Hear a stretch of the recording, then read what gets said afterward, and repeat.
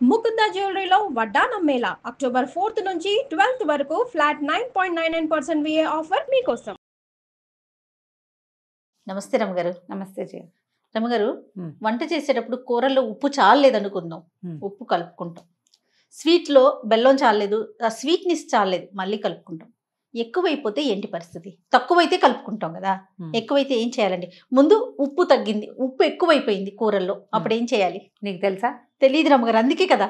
సరే, కూరలు లూజ్గా ఉండే కూర, పులుసుగా ఉన్న కూర, లేదా పులుసు చారు, సాంబారు, వీటిలలో గనక ఎక్కువైతే కూర పక్కన పెడతాం. ముందు పులుసు చారు చెప్పి అప్పుడు కూర సంగతి చూద్దాం. పులుసు చారులో ఉప్పు ఎక్కువైతే సింపుల్గా గోధుమ పిండి గట్టిగా కలిపేసి చిన్న చిన్న ఉండలు చేసి వేసేసేయండి. పులుసులో కానీ చారులో కానీ ఎక్సెస్ ఉప్పుని అది లాగేస్తుంది. ఈవెన్ టమాటా సూప్లో ఉప్పు ఎక్కువైపోయినా లాగేస్తుంది. గోధుమ పిండి ఉండలు. తర్వాత పులుసు కొంచెం సుమారుగా ఉంది, చిక్కగా ఉన్నా పర్వాలేదు అని అనుకుంటే కనుక బంగాళదుంపని శుభ్రంగా స్క్రేప్ చేసేయండి, కోరేసేయండి. ఆ బంగాళదుంప గుజ్జెత్తి సాంబార్లో వేసేయండి, ఉడికిపోతుంది 5 నిమిషాల్లో. ఉప్పుని ఎక్సెస్ ఉప్పుని అది లాగేసుకుంటుంది. ఒక టమాటా కట్ చేసి పడేయటం. మళ్ళీ చారులో ఉప్పు ఎక్కువైతే గోధుమ పిండి, ఎందుకంటే రసంలో ఆలు వేసిన అంత బాగుండదు, చిక్కబడిపోతుంది, అలా బాగుండదు కదా. ఇలా చేసుకోవచ్చు. దీంట్లో కారం ఎక్కువైతే అండి? కారం ఎక్కువైతే పదార్థం కలుపుకోవాలి ఏదైనా. ఇప్పుడు కారం ఎక్కువైంది అనుకుందాం, మళ్ళీ కొంచెం చింతపండు పులుసు తీసుకోవటము, కొద్దిగా సరిపడా ఉప్పు వేసుకుని పులుసులో పోసేయటం, మరిగించడం. లేదా అది ఆల్రెడీ పులుసు మరిగిపోయింది, ఇప్పుడు పచ్చి పులుసు పోస్తే బాగుండదు అనుకుంటే విడిగా ఓ గిన్నె పెట్టుకోవటం.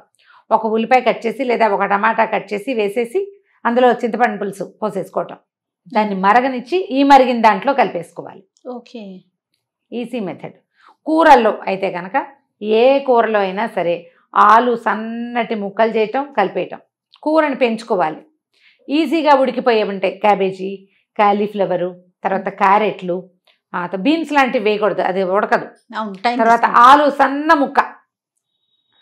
ముక్కలు తరిగి కూరల్లో కనుక కలిపేసి మరి కాసేపు మూత పెట్టి మగ్గనిస్తే ఉల్లిపాయ వేసుకోవటం.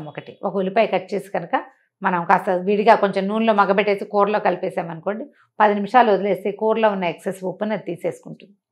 చాలా కొద్ది కూరలే మనం ఏది కలపలేని రకంగా అవుతాయి. ఇవాళ నేను చేసిన మూడు గుమ్మడికాయ కూర అలాంటిది, ఉప్పు ఎక్కువైంది, దాన్ని ఏం చేయలేకపోయాను. ముక్కలు పీల్చేసినాయి మొత్తం ఉప్పుని. గ్రేవీ లేదు, అలాంటప్పుడు చేయలేకపోతాం మనం. ఈ ముక్కలు పీల్చేసిన రకంది కాకుండా ఈ మిగిలిన అన్ని రకాల కూరల్ని, పులుసుల్ని మనం సర్దేసుకోవచ్చు ఈజీగా. కారం ఎక్కువైతే మళ్ళీ కాసిన ముక్కలు తరగటం, తాలింపులో. దీనికి బెస్ట్ ఈజీ ఏంటంటే క్యారెట్, ఆలు చెప్పాయి కదా, కాలీఫ్లవర్, క్యాబేజీ, వీటిని నూనె చుక్కేయటం, తాలింపు వేసేసేయటం, ఈ ముక్కలు ఎత్తి మళ్ళీ ఆ కూరలో కలిపేయటం. రెండు కలిపి ఒక 8-10 నిమిషాలు కనుక మళ్ళీ స్టవ్ మీద ఉంచితే ఈ ఎక్సెస్ ఉప్పుని ఈ చప్పటి ముక్కలు లాగేసుకుంటాయి. లాక్కోకపోయినా మనం అన్నంలో కలుపుకున్నప్పుడు ఒక ఉప్పు ముక్క, ఒక చప్ప ముక్క వచ్చాయి అనుకోండి, అన్నంతో పాటు కలిసిపోతుంది, ఈక్వల్ అయిపోతుంది. ఇది ఈజీ మెథడ్. ఇంకా స్వీట్ ఎక్కువైతే అండి? అంటే ఇప్పుడు పాకాలు అవి పట్టేసిన తర్వాత మనం ఏం చేయలేకపోతాం చేయ.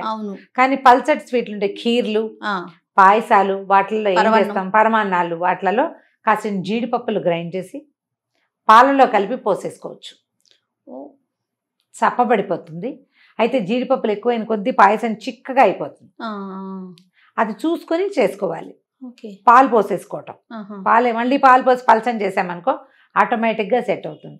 బియ్య పాయసంలో అయినా మనం ఇంకో మెథడ్ ఏం చేయొచ్చు అంటే సేమియాలు నెయ్యి వేసి వేయించేసి దాంతోపాటు కలిపేసామనుకోండి, మన పాయసపు వేడికి సేమియా ఉడికిపోతుంది. ఆ తడిని అది లాగేస్తుంది. కాసిన పాలు పోసుకుని సేమియాలు కలిపేసుకోవాలి, ఈజీగా ఉంటుంది, తొందరగా లాగేస్తుంది.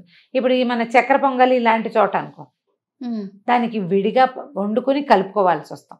చక్కెర పొంగల్లో బెల్లం ఎక్కువైపోతుంది, తీయగా ఉంది, ఎవరు తింటలేదు అనిపిస్తుంది. మరి ఏం చేయాలో తెలియదు. దాంట్లో పాలు పోయలేము. చక్కెర పొంగల్లో పాలు పోసే బెదర్ ఒకటి, పాలు లేని బెదర్. పాలు పోసే దాంట్లో అయితే పాలు పోసి తగ్గించేసుకోవచ్చు. పాలు లేని దానికి ఏం చేస్తాము, మళ్ళీ కొంచెం అన్నం వండుకోవటం, విడిగా అన్నం పెసరపప్పు వండేసుకుని ఇది అది కలిపి గుచ్చెత్తేసుకోవటం. ఈజీ, మనం ఆలోచించాలి అంతే. ఓకే, మాడిపోతే రమ్మగారు, కూర మాడిపోయింది, కూర కొంచెం బాగుంది అనుకోండి, అంటే పైన కొంచెం ఎక్కువ కూర ఉంది, పడేయలేకపోతాం, ఆ మాడు వాసన రాకుండా ఉండాలంటే ఏమన్నా చేయొచ్చండి? అంటే ఇప్పుడు ఆల్రెడీ అందులో వెల్లుల్లిపాయలు ఉంటే చెప్పలేం, కానీ వెల్లుల్లిపాయ కనుక లేకపోతే వెల్లుల్లి యాడ్ చేస్తే మాడు వాసన తగ్గిపోతుంది. ఈ పై కూరని తీసేస్తాం, ఆ మాడిన మూకుడిని పక్కన పడేసి మళ్ళీ ఇంకో మూకుడిలో కొంచెం నేతి చుక్కేసి నేతి తాలింపులు, నెయ్యి, వెల్లుల్లిపాయలు, ఇంగువ మాడిన వాసనని రానివ్వవు. ఓ ఉల్లిపాయ ఏదైనా కట్ చేసుకుని షిఫ్ట్ చేసుకోవాలి. ఓ చిన్న మూకుడిలో కొంచెం నేతి చుక్కేసి కాస్త ఒక చిన్న ఉల్లిపాయ కట్ చేసి 4 వెల్లుల్లిపాయలు వేసి కాస్త కరివేపాకు, గుమగుమలాడే పదార్థాలు యాడ్ చేసి ఇది ఎత్తి అందులో కలుపుకోవాలి. Okay, easy. ఒక్కొక్కసారి మనము ఏదైనా చిన్న చిన్న వంటలు చేసుకునేటప్పుడు పాకం సరిగ్గా రాదు, తీగ పాకం ముదురు పాకం అనుకుంటాం, కానీ తీగ పాకంలోనే దించేస్తాం. మళ్ళీ పంచదార నీళ్లు పోసుకుని పెట్టేసుకోవచ్చండి స్టవ్ మీద. దాని పంచదార నీళ్ళు అక్కర్లా, పాకాన్ని ఎత్తి పెట్టేసుకోవచ్చు పొయ్యి మీద. మనకి బెల్లపాకం అవి బాగా ఇసుకలా అయిపోయింది అనుకో, నీళ్లు చల్లి పెట్టుకోవాలి. బెల్లం మనకు లొంగదు, పంచదార పాకం చాలా సులువు. మళ్ళీ కాస్త నీళ్లు పోయటమే దాని మొహాన, ఒక నీళ్ళు చుక్క చల్లి పొయ్యి మీద పెడితే ఈ తీగ పాకాన్ని కొంచెం గట్టి పాకం చేసేయచ్చు. క్రిస్టలైజ్ అయిపోతుంది కదా, పాకంలో సమస్య ఉండదు. ఇప్పుడు గిన్నెలో కలిపాము, అది అంటుకుపోతుంది, స్టవ్ మీద పోయిసాక చూపించటమే.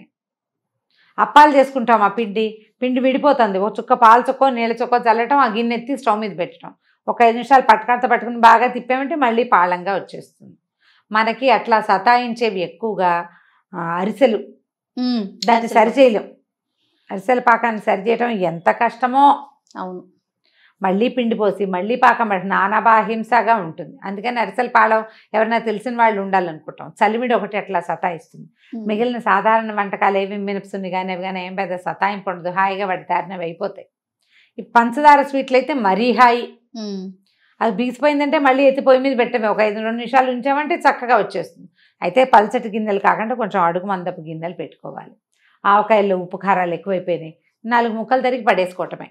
4 కాయలు తరిగేసి మళ్ళీ వేసేసామనుకో మొత్తం కలిపి సెట్ అవుతుంది. ఉప్పు కారం ఉంది, ఆవు పిండి తక్కువ అనిపిస్తే ఆవు పిండి పోసుకుంటే సరిపోతుంది. రోటి పచ్చళ్ళలో కూడా ఒక్కొక్కసారి ఉప్పు ఎక్కువైపోతుందండి, అప్పుడు ఏం చేయాలంటారు? మళ్ళీ ఇంకో కాయ మగబెట్టడం, కలిపేసుకోవటం.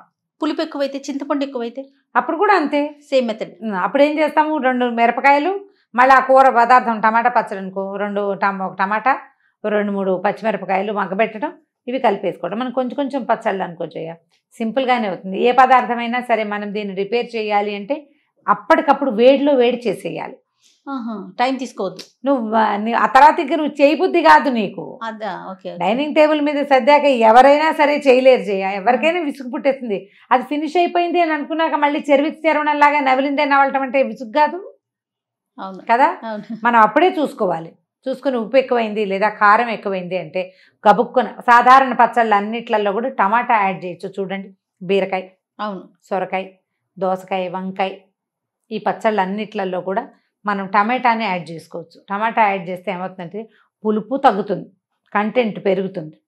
టమాటాలు అంత పులుపుగా ఇప్పుడు ఉండట్లేదు కదా, ఇది బండ టమాటాలు వస్తే అవైతే హ్యాపీగా ఉంటాయి. తర్వాత కారం తగ్గిపోతుంది, ఉప్పు ఎక్కువైనా కూడా అది సబ్సైడ్ చేసేస్తుంది. ఇంకో 2 పచ్చిమిరపకాయలు, కాస్త ఒక టమాటా పొయ్యి మీద బాగా ఎంతసేపు మూకుడులో వేస్తే 6 నిమిషాల్లో మళ్ళీ మిక్సీలో వేస్తే మొత్తం కలిపితే సరిపోతుంది. ఓకే, తర్వాత జిడ్డు గిన్నెలు ఉంటాయి చూడండి అమ్మగారు, నెయ్యి కాస్తాము లేకపోతే నూనె డబ్బాలు, ఇవి జిడ్డు పోవాలంటే ఎట్లా అండి, ఏమన్నా చిట్కా చెప్పండి. జిడ్డు పోయేందుకు చిట్కాకేముంది, ఈజీగా వేడి నీళ్ళు అంతే, హాట్ వాటర్ పోసేయటమే. ఇప్పుడు ఈ జిడ్డు గిన్నెలు ఉన్నాయి కదా, ఇందులో కొంచెం వేడి నీళ్ళు పోసి లిక్విడ్ సోప్ వేసామనుకో. అవును, లిక్విడ్ సోపులు మనం ఇప్పుడు వాడుకుంటున్నాం, ప్రిల్ అని, విమ్ అని, అవని ఇవని బొల్లని డబ్బాలు వస్తున్నాయి. కొంచెం వేస్తే కనుక ఈజీగా ఆ జిడ్డు కట్ అయిపోతుంది. నిమ్మడిప్పలు, వాడేసిన నిమ్మకాయ డిప్పలు ఉంటాయి కదా, ఆ నిమ్మడిప్ప కూడా వేసేసేయచ్చు. వేస్తే మనకి జిడ్డు మొత్తం చక్కగా పులుపు వల్ల జిడ్డు కట్ అయిపోతుంది. తర్వాత సబ్బేసి తోమేసుకోవచ్చు. వేడి నీళ్ళు పోయలేని పాత్రలు ఏమి లేవు ఇప్పుడు, గ్లాస్వి మనం వేడి నీళ్ళు పోసుకోవచ్చు. మసుళ్ళు పోయకూడదు, కొంచెం వేడిగా, గోరువెచ్చ కాదు, వేడి నీళ్ళే, వేడివి కాకుండా ఒక మాదిరి వేడి నీళ్ళు పోసుకోవచ్చు. ఓకే, తర్వాత మిక్సీ జార్లలో కూడా అడుగున ఉండిపోతుందండి పిండి కానీ అలాంటిది. మిక్సీ జార్కి ఏముంది, మిక్సీ జార్లో కాసిన నీళ్ళు పోయటం, తర్వాత ఏమో మనం ఈ తోమే పీచులు ఉంటాయి చూడు, అవి 2 చిన్న ముక్కలు కట్ చేసి పక్కన పెట్టుకోండి, అవి ఉండాలి. మళ్ళీ కడిగేసి లోపల పెట్టుకోవడం ఎప్పటికప్పుడు. ఆ 2 ముక్కలు వేయండి. తర్వాత ఒక డ్రాప్ లిక్విడ్ సోప్ ఉంది కదా, అది వేసేసి మిక్సీ మీద పెట్టి బాగా తిప్పేయండి. ఈ ముక్క ఇంకేం పెద్ద కట్ అవ్వదు, లేదా ఒక పెద్దది పెట్టుకున్నా సరే అది ఉండటం వల్ల ఏమవుతుంది, కిందంతా స్క్రబ్ చేసేస్తుంది కదా, చక్కగా వచ్చేస్తుంది అడుగు నుంచి. జార్ చాలా బాగా క్లీన్ అవుతుంది. ఈ సోపు లిక్విడ్ సోపే కాకుండా మనం రిన్ సబ్బులు ఉంటాయి, బట్టల సబ్బులు ఉంటాయి కదా, అది కూడా కొంచెం కావాలంటే వాడుకోవచ్చు. కొంచెం బాగా వాష్ చేసుకోవాలి, లేకపోతే సబ్బుల వాసన ఉండిపోతుంది. ఎప్పుడు మిక్సీ జార్లని ఎండలో పెట్టడం అలవాటు చేసుకోండి. కడిగేసాక వాసన వస్తుంది. కడిగేశాక శుభ్రంగా ఎండలో పెడితే ఈ బోర్లించద్దు. బోర్లిస్తే వెనకాల భాగం అంతా ఫంగస్ ఫామ్ అయిపోతుంది. వాటికి నిలబెట్టాలి, లోపల భాగం ఆరిపోయేలాగా చేసుకోవాలి. తుడిచేసి శుభ్రంగా లోపల పెట్టుకుంటే హాయిమని ఉంటాయి, ఏమి ఇబ్బంది ఉండదు. తర్వాత జార్లో ఉన్న బ్లేడ్స్ షార్ప్ అవ్వాలంటే మీరు ఏదో చెప్పారండి, ఉప్పు రాళ్ల ఉప్పు వేసేసి గ్రైండ్ చేసేస్తే ఎప్పటికప్పుడు షార్ప్ అవుతాయి బ్లేడ్లు. Easy method. మనకి రాళ్ల ఉప్పును మెత్తగా చేసుకునేందుకు ఉంటుంది, జారు చక్కగా బాగా షార్ప్ గా అవుతుంది. బెస్ట్ మెథడ్ అది.